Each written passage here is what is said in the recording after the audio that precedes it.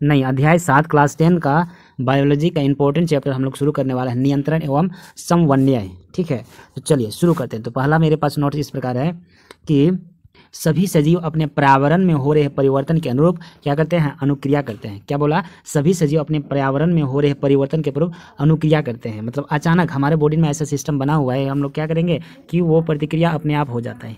हमको नहीं सोचना पड़ता है कि हमको ये करना पड़ेगा। जैसे कि हमको क्या, जैसे कि हमको खाना ही खाना है, तो हाँ हमको नहीं सोचना पड़ता है कि हमको कहाँ डालना है। ऑटोमेटिकली ये हमारा शरीर में नियंत्रण के लिए ऐसा बनाया गया है कि खाना हम लोग उठाएंगे और सीधा कहाँ जाएगा, मुंह में जाएगा। तो यही है अनुरूप अनुक्रिया। चलिए नेक्स्ट में आते हैं। तो नेक्स्ट नोट्स मेरे पास इस प्रकार है कि पर्यावरण में हो रहे परिवर्तन जिसके अनुरूप जीव अनुक्रिया करते हैं उद्दीपन कहलाता है। ठीक है, जैसे प्रकाश, ऊष्मा, ठंडा, ध्वनि, सुगंध, स्पर्श आदि। समझ में आ गया बात। कहने का मतलब ये है कि पर्यावरण में कुछ अचानक क्या हो जाता है, क्रिया हो जाता है। पर्यावरण में नहीं, पर्यावरण के चलते आप क्या करते हैं, अचानक कुछ रिएक्ट करते हैं। क्या करते हैं, रिएक्ट करते हैं। जैसे कि आप लोग सांप को देख लिए, ठीक है, सांप को देख लिए, आप अचानक कूद गए, ठीक है, ये उद्दीपन है। ये क्या है, उद्दीपन है। जैसे कि कुत्ता क्या करेगा, अपना मालिक को देख के ही आप क्या करता है, अपना पूंछ को हिलाने लगता है। पूंछ को हिलाने लगता है ना, तो ये क्या है, उद्दीपन की प्रतिक्रिया है। मतलब ये ऑटोमेटिकली ये बना हुआ है। समझ में, आंखों में कुछ रोशनी आ जाएगा तो हम क्या करेंगे, आंख को तुरंत बंद करने लगते हैं। ये क्या है, उद्दीपन के प्रति एक अनुक्रिया है। ठीक है, चलिए नेक्स्ट में हम लोग आते हैं। तो नेक्स्ट मेरे पास ये बताया जा रहा है कि पौधे एवं जंतु अलग अलग प्रकार के उद्दीपन के प्रति अनुक्रिया करते हैं। पौधे एवं जंतु अलग अलग प्रकार के उद्दीपन के प्रति अनुक्रिया करते हैं। मतलब जो भी हम लोग क्रिया करते हैं वो को नियंत्रित कौन करता है, तंत्रिका तंत्र क्या करता है, नियंत्रित करता है। तंत्रिका तंत्र क्या करता है, नियंत्रित करता है। तो वो जो क्रिया हो रहा है, ठीक है, क्रिया हो रहा है जो सीधा कहाँ, ब्रेन से जुड़ा हुआ है, किस तरह से काम करता है, नहीं करता है, इस चैप्टर में हम लोग पढ़ने वाले हैं। ठीक है, तो चलिए नेक्स्ट मेरे पास क्या है, जंतु में नियंत्रण एवं समन्वय। जंतु में नियंत्रण एवं समन्वय मतलब जंतु में नियंत्रण कैसे होता है और समन्वय कैसे होता है। तो यह जंतु में दो मुख्य तंत्रों के द्वारा यह नियंत्रण और समन्वय होता है। ठीक, तो कहने का मतलब है हम क्या करें, हाथ उठा रहे हैं, लिख रहे हैं, बोल रहे हैं, कुछ भी कर रहे हैं ना, तो वो नियंत्रण कौन करता है। ठीक है, वो नियंत्रण कौन करता है, नियंत्रण का काम कौन करता है। जैसे आप कुछ भी कर रहे हैं, ठीक है, आपको लिखना है, ऑर्डर कौन दिया, आपको चलना है, आप कुछ भी कर रहे हैं, ये ऑर्डर कौन देता है। तो इसका क्या है, तंत्रिका तंत्र। तंत्रिका तंत्र, ठीक है, क्या बोला जा रहा है कि जंतु में दो मुख्य तंत्रों द्वारा किया जाता है, तंत्रिका तंत्र और अंतःस्रावी तंत्र द्वारा। अंतःस्रावी तंत्र द्वारा, अंतर में, ठीक है, तंत्रिका तंत्र क्या है, इसके विषय में कुछ हम लोग पढ़ते हैं। तो तंत्रिका तंत्र क्या है, तो नियंत्रण एवं समन्वय तंत्रिका एवं पेशीय ऊतक द्वारा प्रदान किया जाता है। तंत्रिका तंत्र क्या है, नियंत्रण एवं समन्वय तंत्रिका एवं पेशीय ऊतक द्वारा उत्पन्न किया जाता है। ठीक है, पेशीय ऊतक द्वारा ही उत्पन्न किया जाता है। कहने का मतलब यह है कि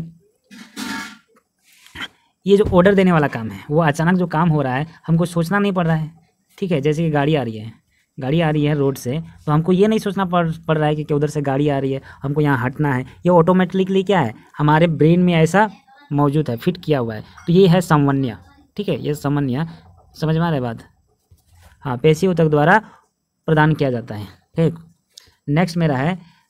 नेक्स्ट मेरे पास इस प्रकार बोला जा रहा है कि तंत्रिका कोशिकाओं या न्यूरॉन के एक संगठित जाल का बना होता है। एक तंत्रिका तंत्र कोशिकाओं या न्यूरॉन के एक संगठित जाल का बना होता है और यह सूचनाओं को विद्युत आवेग के द्वारा शरीर के एक भाग से दूसरे भाग में ले जाता है। कहने का मतलब ये जो इस तरह से क्या है, तंत्रिका तंत्र हमारा कुछ बना रहता है और ये क्या करता है, पूरे सिग्नल को पहुँचता है पूरा शरीर में, हमारा शरीर में पूरा फैला हुआ है।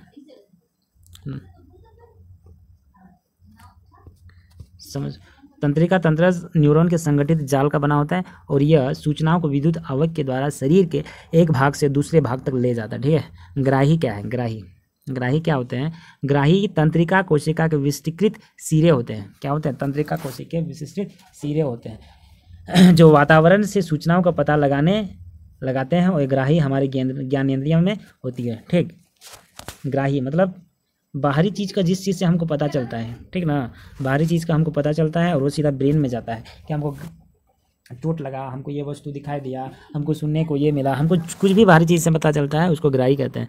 तो ये ग्राही क्या है, चलिए ये ग्राही में मेरे पास सबसे पहले क्या आता है, कान। क्या आता है, कान क्या करता है, सुनना, शरीर का संतुलन बना। आँख क्या करता है, प्रकाश का ग्राही होता है। ठीक है, इसका काम देखना होता है। तो अच्छा क्या करता है, ताप ग्राही होता है, गर्म एवं ठंडा स्पर्श का ये महसूस करता है। ठीक, और दूसरा पांचवा ग्राही कौन है, नाक है, जो घ्राण ग्राही सुगंध, घ्राण ग्राही गंध का पता लगाना, और जीभ रस संवेदी स्वाद का पता लगाना। ये क्या है? हाँ, सेंस ऑर्गन। ठीक है, नेक्स्ट चलते हैं। तो तंत्रिका कोशिका या तंत्रिका तंत्र की संरचना एवं क्रियात्मक इकाई है। तंत्रिका कोशिका क्या है? यह तंत्रिका तंत्र की संरचनात्मक एवं क्रियात्मक इकाई है। ठीक है, कहने का मतलब ये तंत्रिका तंत्र क्या है? जो हमारे शरीर की जो बनावट है, बनावट नहीं मतलब ब्रेन की जो बनावट है, ये तंत्रिका कोशिका ही क्या करता है? पूरा ब्रेन बनाया गया है। चलो ठीक है, तो यहाँ पे देखिए कुछ तंत्रिका कोशिका इस प्रकार होते हैं, ठीक ना। ये जाल के जैसा होता है, ये जो बीच में होता है इसको हम लोग क्या कहते हैं? केंद्रक। बीच वाला को हम लोग केंद्रक कहते हैं।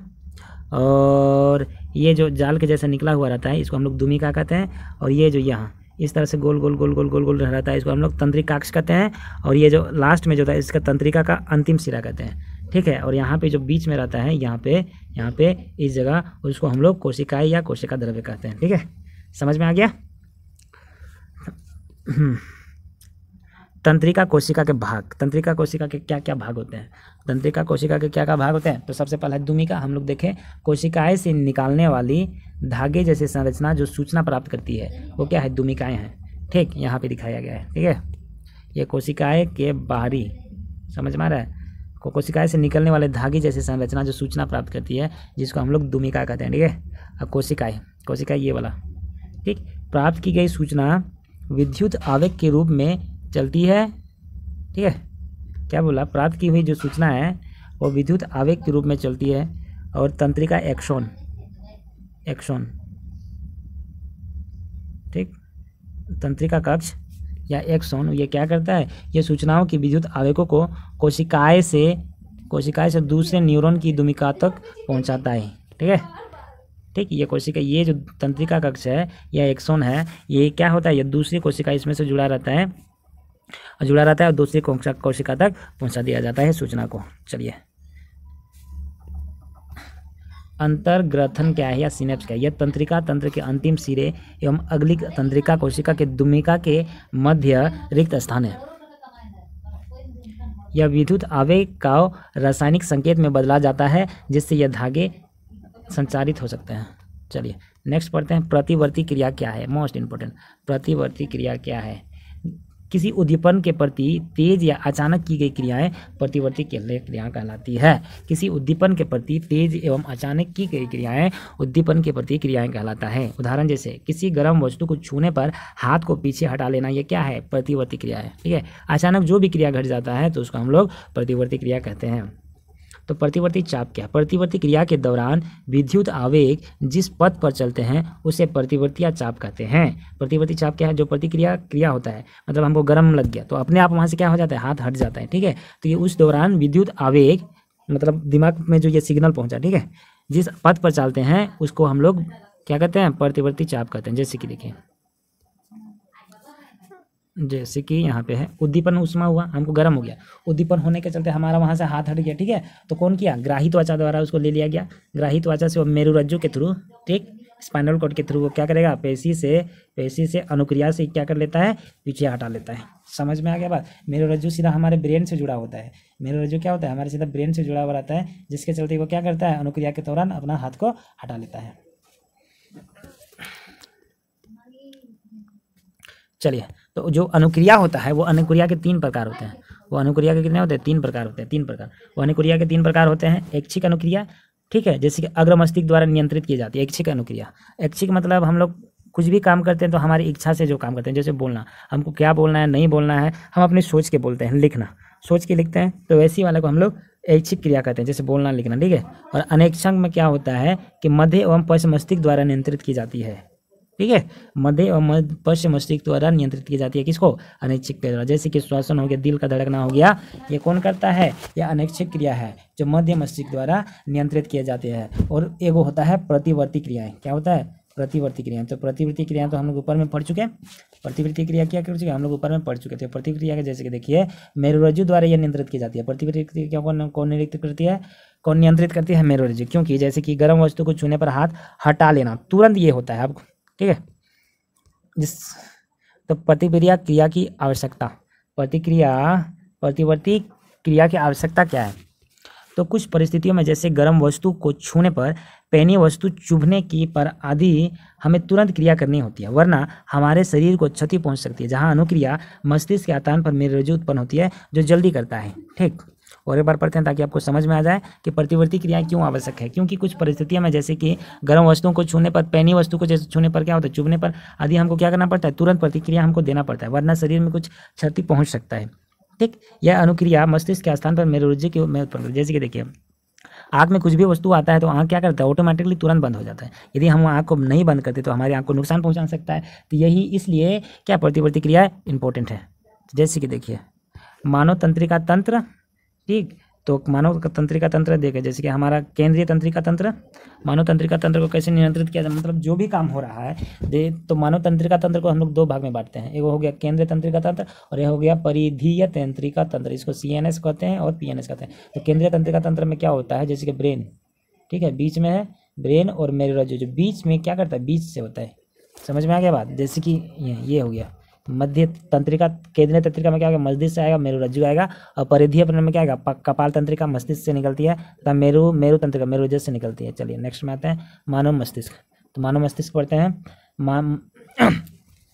मस्तिष्क सभी क्रियाओं के समन्वय का केंद्र है, मतलब कुछ भी क्रिया करते हैं वो तुरंत नियंत्रित कौन करता है, मानव मस्तिष्क। इनके 3 भाग होते हैं, अग्र मस्तिष्क, मध्य मस्तिष्क, पश्चिम मस्तिष्क। मानव मस्तिष्क के कितने भाग, 3 भाग, अग्र मस्तिष्क, मध्य मस्तिष्क, पश्चिम मस्तिष्क। तो अग्र मस्तिष्क क्या होता है, चलिए हम लोग उसको थोड़ा पढ़ लेते हैं। तो अग्र मस्तिष्क के बारे में कुछ इस प्रकार है कि अग्र मस्तिष्क यह है मस्तिष्क का सबसे जटिल एवं विशिष्ट भाग है। यह प्रमस्तिष्क कार्य है, यह मस्तिष्क, ये जो हमारे आगे तरफ होता है, यह सबसे अधिक जटिल एवं विशिष्ट भाग है, यह प्रमस्तिष्क है। ठीक, तो इनका कार्य कुछ इस प्रकार है। ठीक है, इनका कार्य जो आगे वाला जो दिमाग है यहाँ पे, तो उनका क्या कार्य, मस्तिष्क को सोचने का काम देता है अग्र मस्तिष्क। ये ऐच्छिक कार्य को नियंत्रित करता है, बोलना है, सुनना है, कौन करता है, ऐच्छिक। सूचनाओं को याद रखना होता है, और उसके बाद शरीर के विभिन्न हिस्सों में सूचनाओं को एकत्रित करना एवं उनका समायोजन करना, भूख से संबंधित केंद्र। ठीक, ये कहता है। समझ में आ गया बात। हाँ, यदि आपका आगे वाला मस्तिष्क क्या रहेगा, तेज रहेगा, तो आप सोचने समझने का शक्ति बहुत ज़्यादा तेज रहता है। उसमें सेरिब्रम पाया जाता है, इसमें नहीं बताया गया है, सेरिब्रम पाया जाता है। कहने का मतलब है आपका सेरिब्रम यदि तेज है तो आप क्या है, आपका भूलने का शक्ति, आप नहीं भूलेंगे जल्दी जल्दी, आप ज़्यादा ज़्यादा याद करेंगे। तो आपको क्या करना है, किसी भी प्रकार से आपका सेरिब्रम को क्या करना है, तगड़ा करना है। क्या करना है, तगड़ा करना है। तो लचर पचर काम में फंसेंगे तो सेरिब्रम क्या हो जाएगा, डूब जाएगा। ठीक, तो सेरिब्रम को बढ़ाइए और नाम रोशन कीजिए अपना। तो उसके बाद मेरा है मध्य मस्तिष्क। तो मध्य मस्तिष्क में क्या होता है, जो अनैच्छिक क्रिया होते हैं, अनैच्छिक, जो हम कंट्रोल नहीं कर सकते हैं। जैसे कि पुतली के आकार का परिवर्तन, तो वैसे नहीं कर सकता कि अपने से बोला यह पुतली चलो छोटा हो जाए, नहीं, यह पुतली चलो बड़ा हो जाए, नहीं, ऐसा नहीं होगा। ये कौन करता है, वो अपने आप होता है। जैसे कि हम जैसे धूप में जाएंगे, कहाँ जाएंगे, धूप में जाएंगे, तो पुतली अपने आप छोटा हो जाएगा। तुम नहीं बताएगा पुतली को, यह पुतली चलो धूप आ गया है, तुमको क्या करना है, छोटा करना है, ये नहीं करना। ठीक है, पुतली का सिर, गर्दन आदि की प्रतिवर्ती क्रिया है। ठीक है, समझ में आ गया। नेक्स्ट, तो मध्य मस्तिष्क हो गया। अब हो गया पश्चिम मस्तिष्क। पश्चिम मस्तिष्क का 3 भाग होता है। पश्चिम मस्तिष्क, तो पश्चिम मस्तिष्क का मेरा 3 भाग होता है। पश्चिम मस्तिष्क का कितना भाग, 3 भाग होता है। अनुमस्तिष्क, शरीर में स्थिति संतुलन बनाए रखना है, ऐच्छिक कार्यों की परिशुद्धि का काम करता है पश्चिम मस्तिष्क। ठीक, जैसे कि उदाहरण पैर उठाना। इसका मेडुला अनैच्छिक कार्यों को नियंत्रित करता है, जैसे रक्तचाप हो गया, वमन हो गया आदि। और पॉन्स, ये अनैच्छिक क्रियाओं जैसे शोषण पर नियंत्रित करने का काम करता है। पश्चिम मस्तिष्क के 3 भाग, अनुमस्तिष्क, मेडुला और पॉन्स। अनुमस्तिष्क क्या करता है, ऐच्छिक क्रियाओं को परिशुद्ध करने में उसको मदद करता है, जैसे कि पेन उठाना। मेडुला क्या करता है, अनैच्छिक कार्यों को नियंत्रित करता है, जैसे कि रक्तचाप, वमन आदि। और पॉन्स क्या करता है, अनैच्छिक क्रियाओं जैसे शोषण का नियंत्रित करता है। चलिए नेक्स्ट करते हैं। ये रहा हमारा ब्रेन का फिगर कुछ इस प्रकार है। ये जो हमारा इस जगह वाला, यहाँ से यहाँ तो मेरा अग्र मस्तिष्क है। ठीक है, तो अग्र मस्तिष्क में क्या पाया जाता है, हाइपोथैलेमस, पीयूष ग्रंथि, पश्च। ठीक है, और प्रमस्तिष्क या मध्य मस्तिष्क ये वाला भाग होता है। मध्य मस्तिष्क क्या होता है, कुछ ये वाला भाग होता है इधर में। ठीक, ये हमारा अग्र मस्तिष्क और यहाँ है मेरा पश्चिम मस्तिष्क है। समझ में आ गया बात। चलिए, तो देखिए हम लोग पढ़े ना, अग्र मस्तिष्क में हाइपोथैलेमस, पीयूष ग्रंथि, और पश्चिम मस्तिष्क में पोन्स, मेडुला, अनुमस्तिष्क, और ये यहाँ से मेरुरज्जु जुड़ा हुआ रहता है। चलिए नेक्स्ट पढ़ते हैं। मस्तिष्क एवं मेरुरज्जु की सुरक्षा। मस्तिष्क एवं हड्डी के बॉक्स में अवस्थित होता है। मस्तिष्क एक हड्डियों के बॉक्स में अवस्थित होता है। बॉक्स के अंदर तरल पूरित गुब्बारे से मस्तिष्क होता है जो प्रघात अवशोषक का कार्य करते हैं। ठीक है, मस्तिष्क या मस्तिष्क में हड्डियों से घिरा होता है और मस्तिष्क में क्या होता है, पानी टाइप कुछ रहता है जो उसको, चलिए, मेरुरज्जु। मेरुरज्जु सुरक्षा कशेरुक दंड या रीढ़ की हड्डी करती है। तंत्रिका ऊतक, तंत्रिका ऊतक एवं पेशी ऊतक के बीच समन्वय। ज्ञानेंद्रियां, संवेदी तंत्र, ज्ञानेंद्रिय तंत्रिका, सूचना प्राप्त एवं संसाधित करना, निर्णय करना, अनुक्रिया उत्पन्न करना, प्रेरक तंत्रिका, पेशी ऊतक, पेशी संकुचन, अनुक्रिया। चलिए नेक्स्ट पढ़ते हैं, विद्युत संकेत